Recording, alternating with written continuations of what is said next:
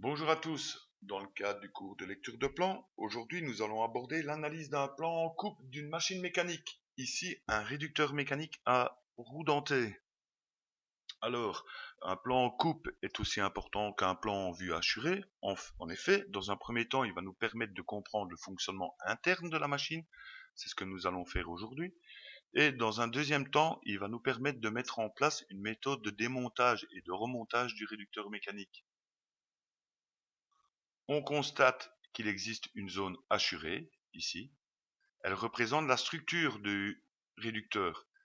C'est elle qui a été coupée pour que l'on puisse comprendre le fonctionnement interne du réducteur.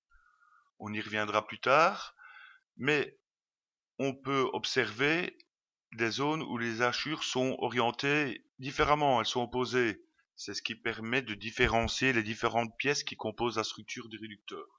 Laissons ça de côté, intéressons-nous plutôt au fonctionnement interne du réducteur.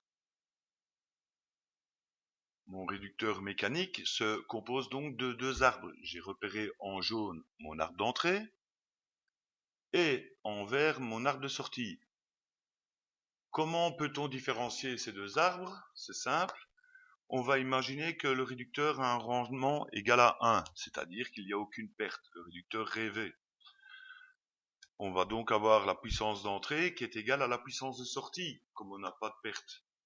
Ce qui veut dire aussi, si ma vitesse d'entrée diminue, si ma vitesse de sortie est plus petite que ma vitesse d'entrée, automatiquement mon couple de sortie sera plus grand que mon couple d'entrée. En effet, à puissance constante, si la vitesse diminue dans un élément en rotation, automatiquement le couple augmente. Mon arbre de sortie aura donc un diamètre plus grand que l'arbre d'entrée. En effet, il doit supporter des efforts plus importants. On peut dire également que l'arbre est l'élément mécanique le plus important dans une machine du type comme le réducteur. En effet, son rôle est de supporter des éléments mécaniques.